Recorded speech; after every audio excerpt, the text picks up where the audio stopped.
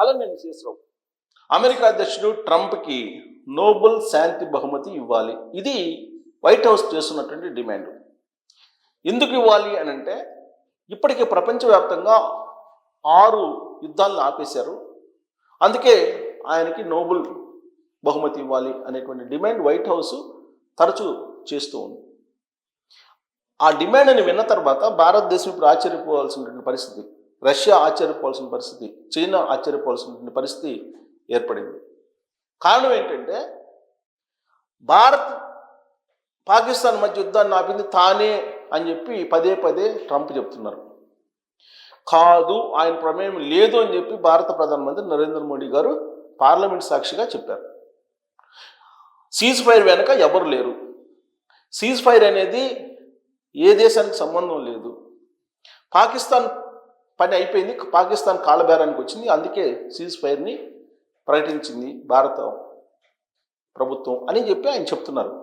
కాదు cease fire నేనే చేశానని చెప్పి ట్రంప్ చెప్తున్నారు. ఇజ్రాయెల్ ఇరాన్ మధ్య యుద్ధాన్ని నేనే ఆపాను అని చెప్తున్నారు. కానీ ఇరాన్ ఏమో అమెరికా అంత చూస్తానంటుంది. అక్కడ అమెరికాకు సంబంధించినటువంటి కొన్ని స్థావరాలను కూడా ఇరాన్ కూల్చేసింది. దాంతో అమెరికా పరారైపోయిందని చెప్పి ఇరాన్ చెప్తోంది. ఇరాన్ ఇజ్రాయెల్ మధ్య జరిగినటువంటి యుద్ధంలో ఇజ్రాయెల్ పక్షాన్ని నిలిచినటువంటి అమెరికా ఇరాన్లో ఉండేటువంటి స్థావరాలని కూల్చేయలేకపోయింది. అక్కడ ఉండేటువంటి అణు పదార్థాన్ని కూడా పూర్తి స్థాయిలో ధ్వంసం చేయలేకపోయింది.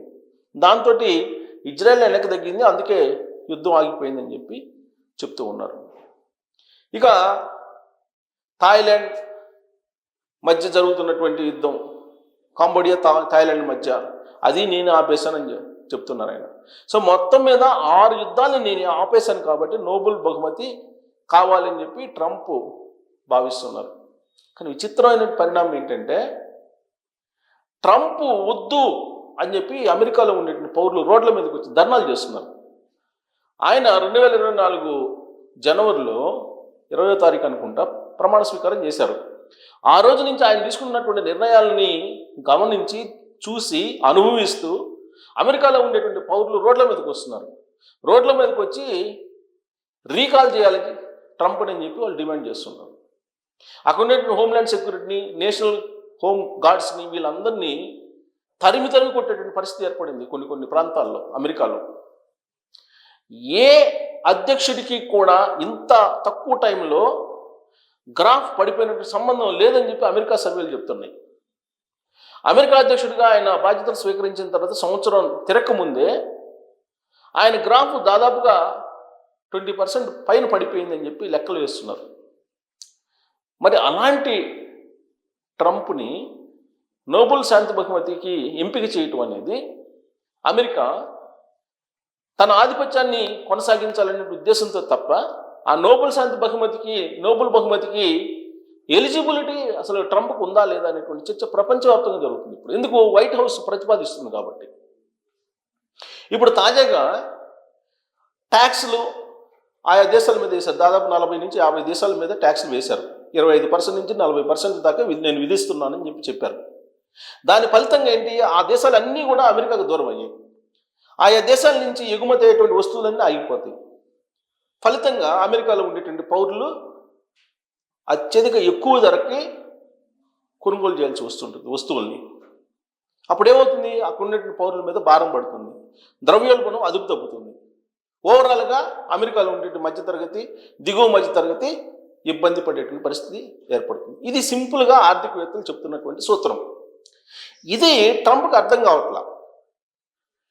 అర్థం కాకపోవడంతో రష్యాతోటి శత్రుత్వం, చైనాతోటి శత్రుత్వం, భారతదేశంతో శత్రుత్వం, ఇలా ప్రధానమైనటువంటి ఆర్థిక వ్యవస్థలతోటి శత్రుత్వం పెట్టుకొని అమెరికాలో తయారైనటువంటి వస్తువుల్ని ఎవరికి అమ్మాలి, ఎవరు కొనుగోలు చేస్తారు అసలు అనేది ఒక ప్రశ్న. ఇంకోటి ఏంటంటే, కించపరుస్తూ మాట్లాడుతున్నారు దేశాలని. అగ్రరాజ్యం అయినంత మాత్రాన కించపరుస్తూ మాట్లాడితే ఏ దేశం కూడా ఒప్పుకోదు. కెనడాని కలిపేసుకుంటా ఉన్నారు, మెక్సికోని గోడ కట్టేస్తా ఉన్నాడు, మెక్సికోకి అమెరికాకి మధ్యలో. ఇక అక్కడ ఉన్నటువంటి పరిస్థితులు ఆయన ఏ రోజు ఏ స్టేట్మెంట్ ఇస్తాడో తెలియని పరిస్థితి. ఉక్రెయిన్ అధ్యక్షుడిని ఏ విధంగా కించపరచడం మనం చూసాం. అలాగే రష్యాకి భారతదేశానికి సంబంధించి ఎకానమీని ఏమంటున్నారు, ఆయన డెడ్ ఎకానమీ అంటున్నాడు. ఈ రెండు దేశాలకు సంబంధించి డెడ్ ఎకానమీ, ఆ రెండు కలిసి మునిగిపోతాయని చెప్పి ఆయన అక్కసుని వెళ్ళగక్కుతూ ఉన్నాడు. ఇంకొక వైపు చైనా ప్రొడక్ట్స్ మీద ఆయన ఇంపోర్ట్ డ్యూటీస్ వేశారు. చైనా ఆగ్రహంగా ఉంది. రష్యాతోటి అమెరికానేమో సంబంధాలు పెట్టుకోవచ్చు, వాణిజ్యపరమైనటువంటి రిలేషన్స్ కొనసాగించవచ్చు. మరి రష్యాతోటి చైనా ఎందుకు కొనసాగించకూడదని ప్రశ్నిస్తుంది ఆ దేశం. భారతదేశం కూడా అదే ప్రశ్న వేస్తుంది. రష్యాకి చైనాకి పడదు, ఆయనంత మాత్రం చేత రష్యాకి వ్యతిరేకంగా చైనా భారత్ ఉండాలని చెప్పి ఆయన కోరుకుంటున్నారు. అదే సందర్భంలో ఆయన రష్యాతోటి మాత్రం వాణిజ్యపరమైన సంబంధాలు కొనసాగిస్తున్నారు. ఇదేమి దౌత్యం అని చెప్పి చైనా ప్రశ్నిస్తూ ఉంది. ఇక భారతదేశానికి సంబంధించి ట్రంప్ నా మిత్రుడు అంటారు, భారత్ ఫ్రెండ్లీ కంట్రీ అంటారు. అట్ ద సేమ్ టైం పాకిస్తాన్ని అప్లిఫ్ట్ చేస్తూ ఉంటాడు ట్రంప్. భారతదేశాన్ని, నరేంద్ర మోడీ గారిని ఒక మంచి బేరగాడు అని చెప్పి నరేంద్ర మోడీ గారి గురించి అంటారు. భారత్లో సంపద చాలా పోగుపడి ఉంది, వాళ్ళకి ఎలాంటి సహాయం చేయాల్సిన అవసరం లేదని చెప్పి అంటూ ఉంటారు. బట్ మళ్ళీ ఫ్రెండ్లీ కంట్రీ అంటుంటారు. మరి ఆయన్ని ఎలా నమ్మాలి? అందుకే ఇప్పుడు ఎప్పుడైతే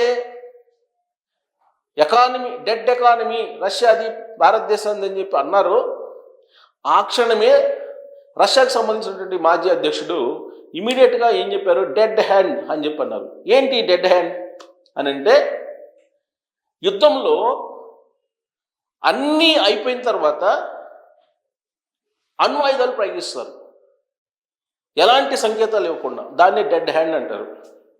దాని సందర్భంగా ఇప్పుడు జలాంతర్గాములు మోహరించి ఉన్నాయి.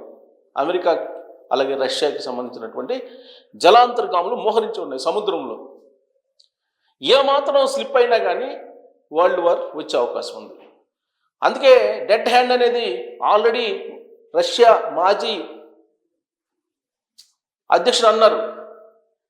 సో కాబట్టి మాజీ ఉపాధ్యక్షుడు ఆయన అన్నారు డెడ్ హ్యాండ్ అని చెప్పి. డెడ్ హ్యాండ్ అంటే ఇక అన్ని యుద్ధం రాబోతుంది అని.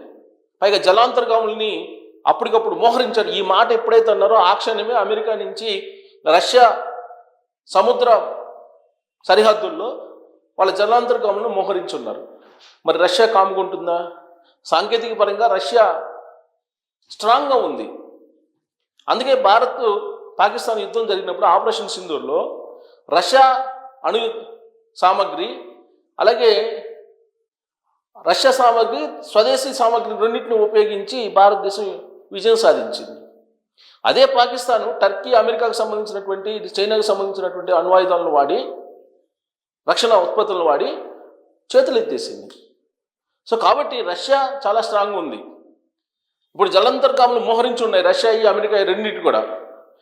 డెడ్ హ్యాండ్ సిచ్యువేషన్ కనుక వస్తే డెడ్ ఎకానమీ కాదు, అమెరికా కొలాప్స్ అయ్యేటువంటి అవకాశం ఉందని చెప్పి ఇప్పుడు ప్రపంచవ్యాప్తంగా వినిపిస్తుంది. మరి థర్డ్ వరల్డ్ వార్కి దగ్గరగా ఉన్నామా అనేటువంటి ఒక చర్చ జరుగుతున్నటువంటి క్రమంలో రష్యా అమెరికా మధ్య జరుగుతున్నటువంటి ఈ ట్రేడ్ వార్ కానీ లేదంటే డెడ్ వార్ కానీ ఎటువైపు దారితీసే అవకాశం ఉంది. అమెరికా అధ్యక్షుడి యొక్క వ్యవహారాన్ని ఏ విధంగా అయితే అమెరికా పౌరులు అనుకుంటున్నారో, ఆంధ్రప్రదేశ్లో కూడా ఈ విధంగా రాజకీయ నాయకుడు ఉండకూడదు, ఈ విధంగా ఉండకూడదు విధానాలు, ఈ విధంగా రాజకీయాలు చేయకూడదు, ఈ విధమైనటువంటి అవినీతి ఉండకూడదు అనేది చర్చించుకుంటున్నారు ఒక నాయకుడి గురించి. అక్కడ ట్రంప్కి, ఇక్కడ స్థానికంగా ఉండే ప్రాంతీయ నాయకుడికి కంపేర్ చేస్తూ ట్రంప్ ఏ విధంగా అయితే పిచ్చి పిచ్చి విధానాలు, అనాలోచితమైనటువంటి విధానాలు అనౌన్స్ చేస్తున్నారో, అదే తరహాలో తెలుగు రాష్ట్రాలకు సంబంధించినటువంటి ఒక నేత కొన్ని విధానాలని అమలు చేసి రాష్ట్రాన్ని వెనక్కి తీసుకెళ్లారు. సో అక్కడికి ఇక్కడికి పెద్ద తేడా ఏం లేదు, ఆయనకి ఈయనకి అనేటువంటి కంపారిజన్ చేస్తున్నారు. మరి ఎవరు అతను? ట్రంప్కి మించిన విధంగా అనాలోచితమైనటువంటి విధానాలు తీసుకొని రాష్ట్రాన్ని 10 ఏళ్ల పాటు వెనక్కి తీసుకెళ్ళినటువంటి నా నేత ఎవరు అనే దాని మీద కూడా మీరు కామెంట్ చేయొచ్చు. Thank you.